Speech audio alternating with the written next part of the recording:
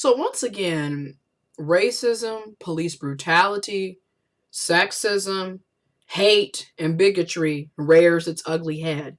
I don't even know why I say once again, because honestly, this is occurring every single day, 365, 24/7. Not a moment takes by without some ignorance like this happening. And you know what I'm about to talk about. If you haven't already seen my quick 5.5 minute video on Facebook, check that out below. But I have to go more in depth because this is my YouTube channel and that's what I do. So, assault at Spring Valley High School. All right, I'm also make sure that I put a link if you haven't seen the vicious attack of a teenage black female teenage girl in class being yanked out of her chair, out of her desk, literally yanked, thrown to the floor, and dragged out of a classroom by a police officer at a high school. Link will be in the description box below so you can see that. But let me read, because I like to research, get different opinions, so I can talk about it in the video. This is brought to me by CNN.com. This video has been shared for the past, 3-4 days now? But anyways, a student slammed to the ground by a South Carolina school resource officer bears some responsibility. Richland County Sheriff Leon Lott said Tuesday. The student's violent arrest was captured in videos that went viral and sparked widespread outrage. Quote, if she had not disrupted the school and disrupted that class, we would not be standing here today. So it started with her and it ended with my officer. What I'm going to deal with is what my deputy did. End of quote, Lott said. The video showed the officer standing over a student seated at her desk. He puts his arm near her neck, then yanks her backward. The desk tips over and the student crashes onto the floor. The uniformed officer doesn't let go, sharply tugging the student toward the front of the classroom. She flies out of her desk and slides several feet across the floor. I'll show the video so you can see it. Link in the description box below. One of the videos from inside the math classroom at Spring Valley High School shows the student resisting, according to Lott.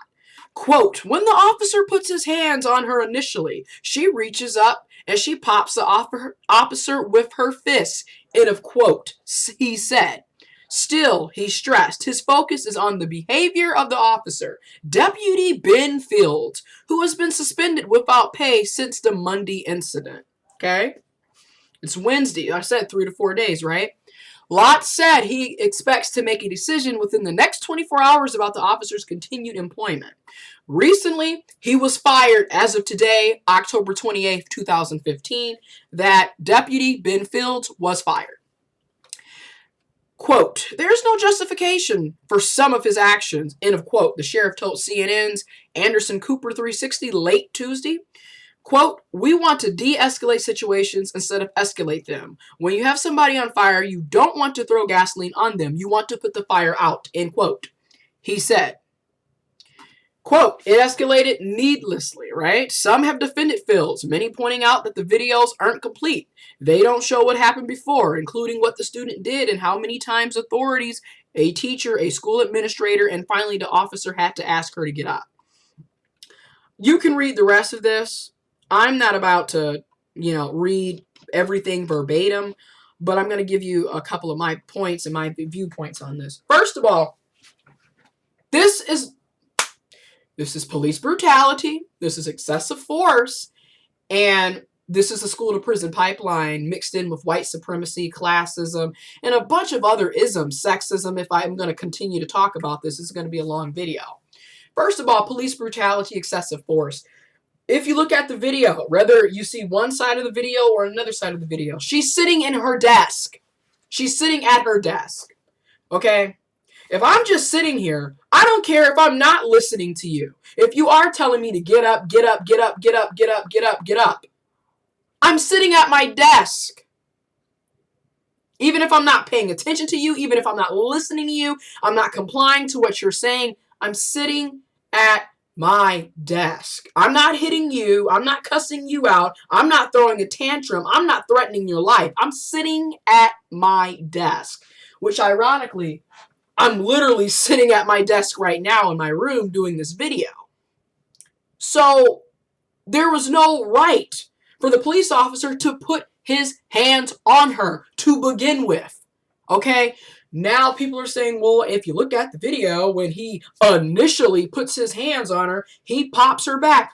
When you really sit down and think about it, if you're sitting there calmly and you're not doing anything, and if someone just, you're going to get upset too. I kind of feel like we need to stop putting police on a freaking pedestal and acting like nobody can do anything to them. We can't talk to them. We can't look at them. We can't drive by and not use a blinker. We can't put our hands up, don't shoot. And now, because you stepped into my personal zone, my personal bubble, you physically touched me. And if you look at the video, he's like this on her neck. So she had every right to defend herself. What is she supposed to do? Sit there and have her neck broke or choked out like they did Eric Gardner in New York? But this is the type of mess that we have to deal with. These are the type of police officers that are in our schools, that are in our communities. This is the police state that's going on in the United States of America, and around this world. All right? So you see the police brutality, you see the excessive force. Number 3, school to prison pipeline.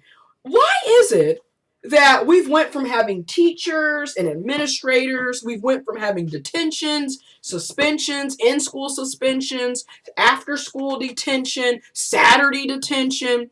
You know, we went from doing these types of disciplinary actions at the school, from within the school, to having resource officers, which is a nice fluffy term of saying police officers patrolling schools. Patrolling schools as if the schools are prisons or jails, right?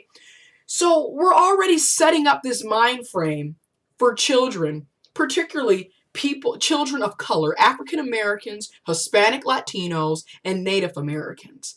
Also, lower income, impoverished areas tend to have these police authorities walking around the school and patrolling it like it's a maximum security prison.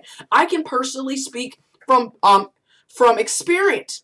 In my hometown of Flint, Michigan, when I was going to Flint, Michigan Southwestern Academy, we had police officers, or security guards, but really we had police officers. Every time we walked in, we had to go through metal detectors, we had to be wanded, you know. And then when I was in 10th grade, 2007-2008 school year, they created this first level offender, second level offender, third level offender, cutting off parts of the schools, having everything locked down, hallway sweeps, people getting kicked out of school for skipping class, police officers escorting students to the bathroom like we were in maximum security prisons. And here we are, fast forward 7-8 years later, 2015, Spring Valley High School, nothing has changed. It might not be in Flint, it's in a different city, it's in a different state, but it's the school to prison pipeline.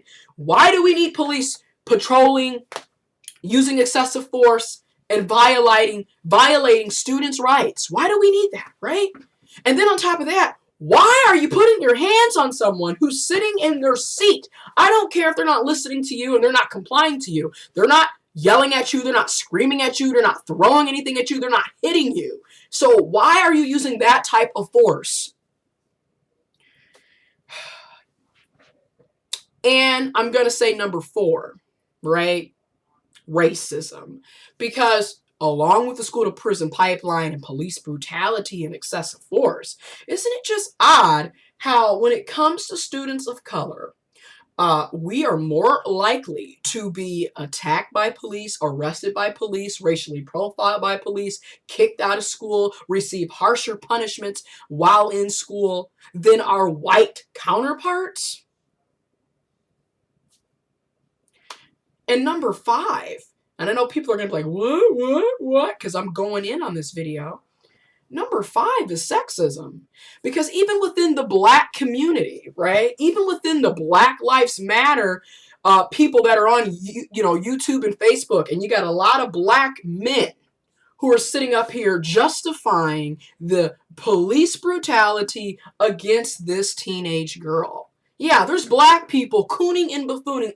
Raven-Symoné, Don Lemon. Just if you didn't know, those two coons out there. But there's other people that are just like me and you, cooning and buffooning, defending the police brutality of a black teenage girl.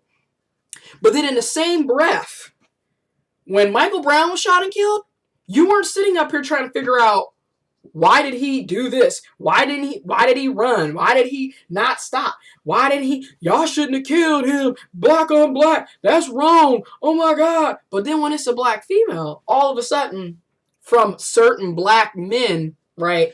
All of a sudden, and some black women, all of a sudden, that's her fault. She should have got up. She shouldn't have been on her phone. She shouldn't have been having an attitude. Typical black female, always angry, always upset, always mad. Yeah, that's the type of mess. So I'm putting it all together. The internalized racism and internalized sexism that happens, and then the sexism and racism that happens in general, I mean, and this is why within the Black Lives Matter campaign, we have to create a say her name, because oftentimes if you're a female, if you're a transgendered female, you're trans in general, and you're in the black community, you're in the LGBTQ+, you're left out of the persuasion when they talk about Black Lives Matter. Right? Because oftentimes Black Lives Matter only pertains to black men and black boys. It doesn't pertain to black women and black girls or black trans or black LGBTQ+, right? It's another thing, right? And even though the founders of the Black Lives Matter are African American women, but as usual, right? Because when you're black, that's only for men. And when you're a woman, that's only for white women, right? Something to think about. I'm going deep, as I said, right? So, and then as time goes on, as the story escalates and we start getting more information, come to find out this young girl's mother passed away. She's dead. And she's in foster care. Let me say that again. Her mother died recently. She lost her mother and she's in foster care. Now, this is where the double standards come into play.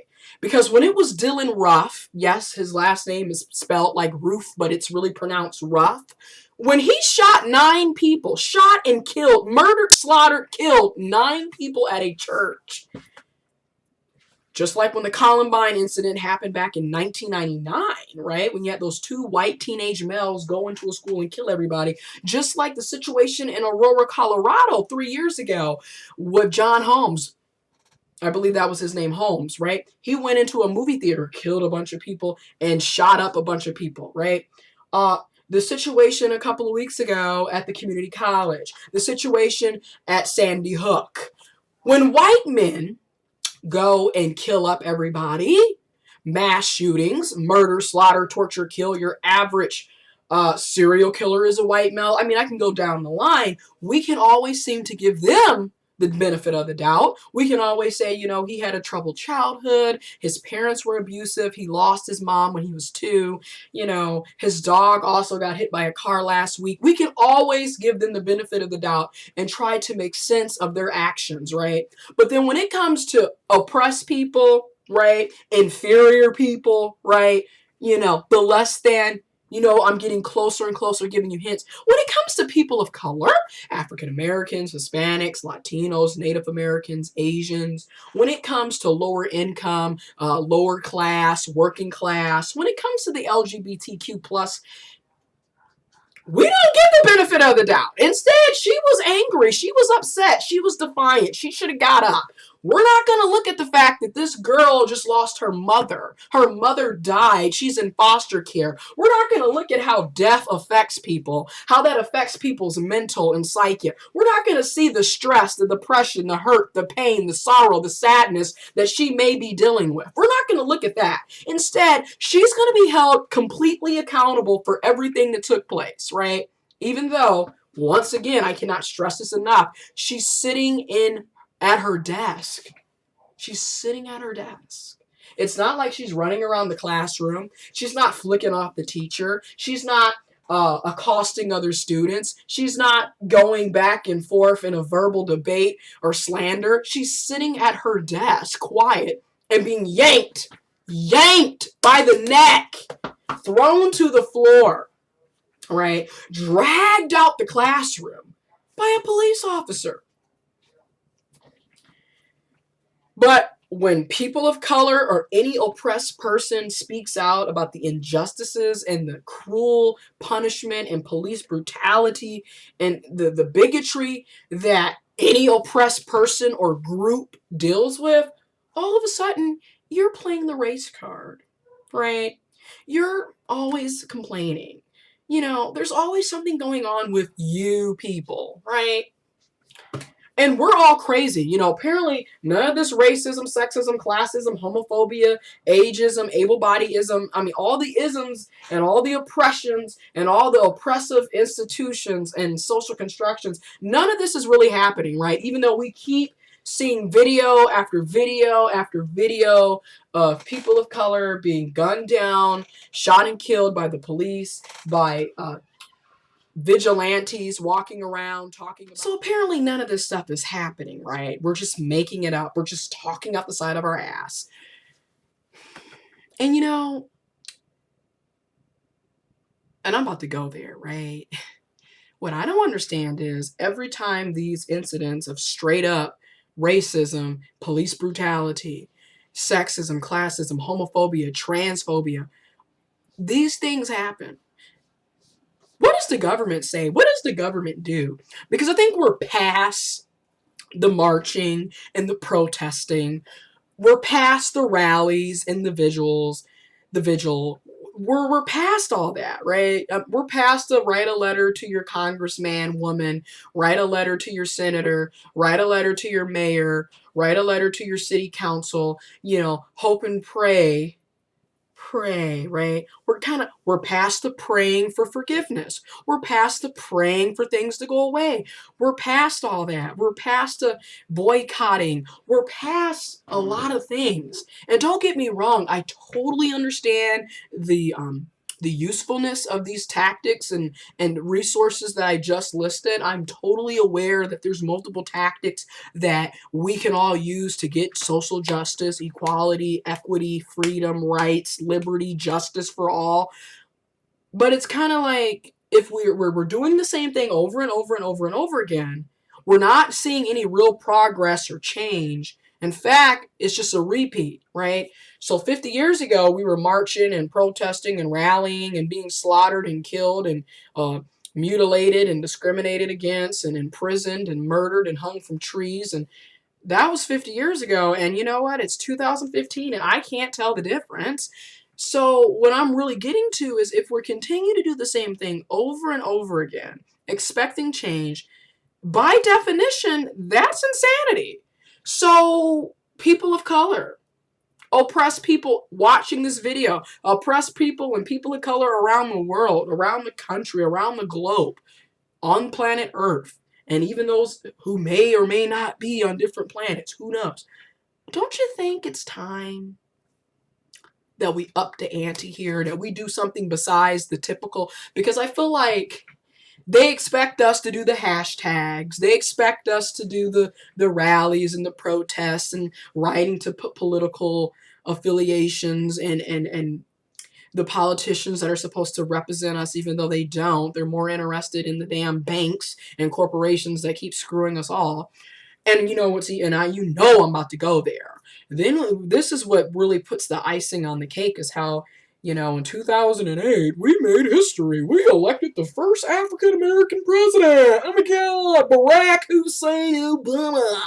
Then we reelected him in 2012. Oh my God. Yet notice after he was elected, my thing is when I say this, I'm not saying that racism didn't exist before he was elected as president, because clearly racism has been around, white supremacy has been around, sexism, classism, homophobia, transphobia, able-bodyism. Oppression has been around for centuries, right? Probably since the beginning of time. But what I'm saying is, isn't it odd? He gets elected, he's in office, all of a sudden, it's like, oh, Let's go back to just killing niggers. Let's just go back to, we're not going to hang them from the tree. Now we got guns, now we just shoot them and kill them and torture them and we tase them to death. And then we say that they, suffocated themselves with a trash bag in a cell. We're going to come up with all these background stories to justify them dying and being murdered and slaughtered. It's not so much the Ku Klux Klan and the neo-Nazi hate groups and the Storm Front and the White Pride.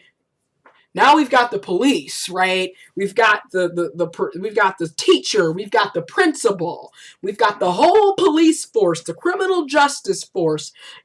We've got the politicians, we've got corporations, we've got industrialized prisons. The industrialized prison complex that is completely supported by the privatizations of prisons and the flustering of the school to prison pipeline, right? And we got all these charter schools that are being popped up in inner city communities.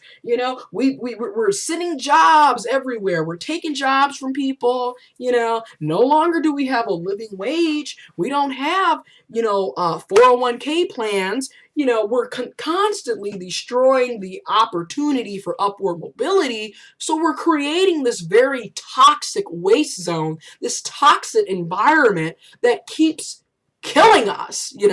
It's all by design, whether you want to believe it or not. But I'm just curious, but what does President Barack Obama say about these things, right? I mean, I'm going deeper. Like I said, this video is very deep. Yes, it's about this young woman, this young girl, this teenage girl being violated, abused, physically assaulted by a police officer for not getting up out of her seat. Damn. Doesn't this remind... Oh, yeah. Rosa Parks. She refused to get off of her seat on a bus, right? But you know what's weird? She wasn't thrown down to the ground in 1955. She wasn't thrown down to the ground and dragged out of a bus in 1955. She was actually escorted off the bus and arrested. It was wrong, needless to say, because it was discrimination, it was segregation, it was racism. But 60 years ago, she wasn't dragged off the bus. She wasn't slammed to the ground. But here we are in 2015, 60 years later. And this teenage girl is slammed to the ground by the neck, yanked out the seat, dragged off the floor. And all this is being captured on camera. And this is funny because remember, well, if the police wear body cameras, they won't commit these crimes. Yet, Eric Gardner on camera. This situation with this young girl was on camera. Oh, who remembers back? What was that? April, May? The McKinney, Texas incident with the young girl, the young black teenage girl, once again being slammed down to the ground, held like this. He's standing on top of her neck. Who remembers that in McKinney, Texas?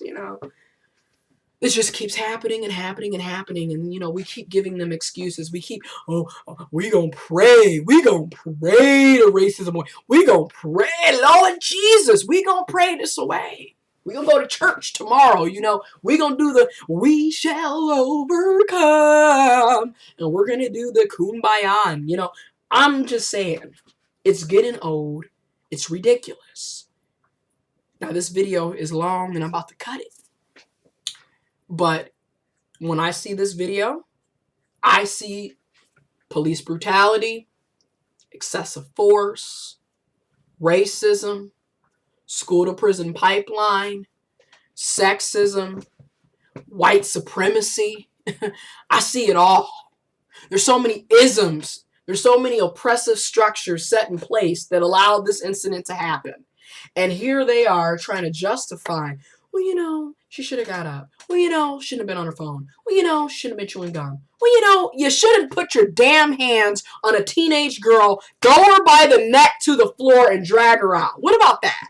You know what? We shouldn't have police officers in schools, right? Because we're already setting up this prison. And my thing is this. Police are not supposed to be policing childish, teenage, adolescent behavior. They're supposed to be policing murders, rapists, violent acts, right? Which, once again, when we look at the school to prison pipeline in the prison industrial complex, the United States of America has the most people locked up around the country, around the world, the most people locked up right here in the so-called land of the free, right? Right here. Also, most of the people that are in our prisons and jails are there for non-violent offenses. People are going to jail for not paying child support. People are going to jail for parking tickets, okay? People are going to jail for stealing, right? In the meantime, rapists, murderers, killers, mass murderers, where are they at? And it's really, and I said this on my private Facebook page, right? It amazes me how the police can physically abuse a teenage girl, can shoot a kid by the name of Michael Brown with his hands up. Hands up, don't shoot. Remember that hashtag? Or if they gun me down hashtag. How they can miraculously concoct this story that Sandy Bland she suffocated herself with a trash bag. They can do all that. They can choke slam a man by the name of Eric Gardner. They can do all of this, but they can't stop the crime in the communities, right? They don't know who's selling drugs. They can't find El Chapo, right? They can't, they can do all of this, but they can't figure out who murdered who, and we got all these unsolved murders, and, they can't police people that are raping folks and committing sexual assault, and they can do but they can sit up here and police me and you. They can tell us that, we shouldn't breathe, we shouldn't be able to sit in desk, we shouldn't be able to ride on the subway train, Oscar Grant, we shouldn't be able to knock on the door, Renisha McBride, we shouldn't be able to walk down the street, Rakia Boyd, I'm just naming them. We shouldn't be able to go to a pool party, the McKinney, Texas incident, we shouldn't be able to stand outside of a store, Eric Gardner, shouldn't be able to do anything. We shouldn't exist, right? That's basically what the police are telling us on a daily basis. We shouldn't even be here. But I will say this. They did fire the deputy, right? But my thing is, are we going to see some convictions? Are we going to see some charges? Are we going to see some harsh punishments handed out to him? That's the question. Because, you can fire somebody, but they can turn around and get a job. That's another issue with police today, right?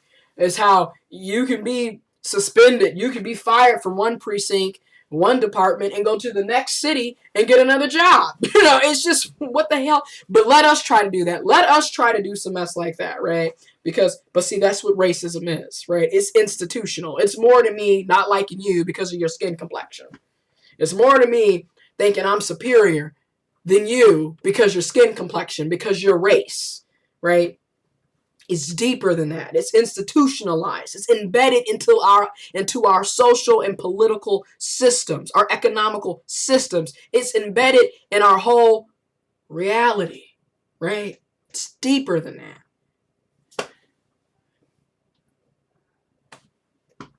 Yeah, it's a long video. But I like to explain myself and really look at all the different viewpoints.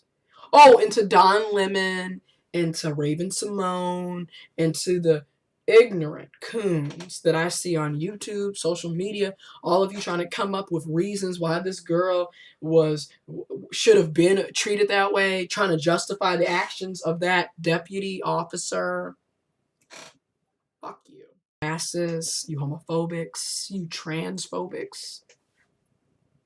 Because it's amazing to me how, it's 2015, but nothing really has changed, right?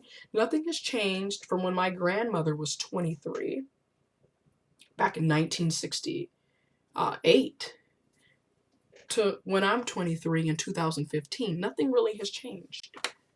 Another thing that was left out about this is the black male teacher who sat there and did nothing as this student as this teenage girl was physically assaulted, yanked by her neck, thrown to the ground, dragged out the classroom. This black male teacher did nothing. And I gotta go there. You always hear people saying, well, if we had more African Americans in the classroom, if we had more African American men, particularly black men, as teachers in the classrooms, there would be more order, there would be more discipline, there would be more respect for the teacher, and students would be able to identify because there's someone who looks like them teaching the class. Oddly enough, just like how it was at Southwestern when I was going there, 2006 to 2008. So that was half 8th grade, 9th grade, and 10th grade. Just like when I was going to McKinley Middle School in Flint, Michigan, 04 to 2006, 7th grade, half of 8th grade. Most of the disciplinarian and everything else was African American black teachers throwing black students under the bus, just like the situation with Freddie Gray, right? What was it? I think 3 of the police officers were African American, were black. It was a black female and 2 black male police officers. So what we're seeing here too, like I stated earlier in this video, is internalized racism. You see a lot of self-hate. You see a lot of African Americans and black people who might as well be wearing, they might as well be dressed up as Ku Klux Klans because they're just as big at supporting white supremacy as the so-called racist whites, right? Because it's very odd how you have this black teacher who does nothing, absolutely nothing, right? And there were so many other situations, or so many other options that he could have did. First of all, you could have took the phone away if the phone was a problem. Because I remember we had phones too in high school. But then again, oddly enough, when I went to the suburban school to finish my last 2 years of high school, we actually had what they call it cell phone breaks, where in between classes, at lunch, if we were finished with all of our work, we could pull out our cell phones and use them. So 2008 to 2010, I was treated like a human being because I went to a suburban school, oddly enough. Meanwhile, another thing about this suburban school, we didn't have metal detectors. Hell, we didn't have police officers roaming throughout the school talking about first level, second level, third level offender. We were treated like human beings. We were treated with dignity and respect. But like I said, you could have took the phone away, and like I said, this teenage girl just lost her mother, you could have asked, what's going on with you? How's everything at home? Try to get deeper, but then again, I forget, that's not supposed to be the teacher's job, right? Because oftentimes it's, well, the parent should have did this and the parent should have did that. Her mother is dead. Where's the father? We don't know, because this is not what's focused on, right? Foster care, and another thing is, because I got to go deeper and deeper with these videos, we don't pay teachers correctly either, right? That's another issue we need to look at. Not only are teachers not paid right, but oftentimes, I would like to argue they're not trained correctly either. But who am I to judge, right? Even though all of you are judging this teenage girl about her actions and trying to justify the police and the violent outburst that took place, even though she was sitting quietly in her seat at her desk. But I just have to bring that up. Nobody's paying attention to the black male teacher here who's just, I don't know what's going on. So, I'm just saying, that's something that I noticed. I noticed a lot of different aspects of this story, of this situation. I just hope that not only do they make sure that he stays fired, but they prosecute and they take this fool to jail. They take this fool through the court process and he serves time. Aggravated assault, excessive force, violation of rights, all of this, and mind you, she's a minor. She's a minor. She's a child. She's a teenager. Yeah. I just had to bring that up because I'm sure a lot of people are going to overlook this. Another thing that I heard, right? You got people saying, well, he can't be racist because he has a black girlfriend. He has a black girlfriend. Oh my God, he can't be racist. Here's the thing. Once again, racism has a lot more to do with me not liking you or you not liking me because of our skin complexions, because of our social construction based race. It has a lot more to that, right? Because you got people who are dating outside of their race or their ethnicity, but they still are racist. It's just like you got men who date women who are sexist, but yet I love women, but I hate them at the same time. So you can, it's very possible that you could have a white person dating a black person or another person of color and still be thinking, you're inferior. You people, you niggers, you spics, you kikes, you Asians. It's very possible, right? Because it was very possible during slavery that we had white slave owners raping and sodomizing black slaves, black female slaves, and black male slaves. But I'm quite sure they weren't, oh, I'm not racist because I rape black women. And then, once again, to the black female that's dating this, or supposedly dating him, internalized racism. Okay, because my thing is, I'm quite sure during your time dating him, he's said some ish that was racist as hell. And she probably, like an internalized racist person, like a Raven-Symoné coon type, let it slide. And then I wonder what this alleged black woman is thinking now, because now it's like a direct mirror of yourself, because, while you're sitting up here dating a obvious racist, he done slammed a teenage girl to the floor who's also black like you. So I wonder how this alleged black girlfriend is feeling right now. But I'm reading too into this, and this video is extremely long. Anyways, I just had to say that. I'm out of here, but I'm just letting you guys know this is the ish that people deal with on a daily basis. This is not something that we're making up. This is real.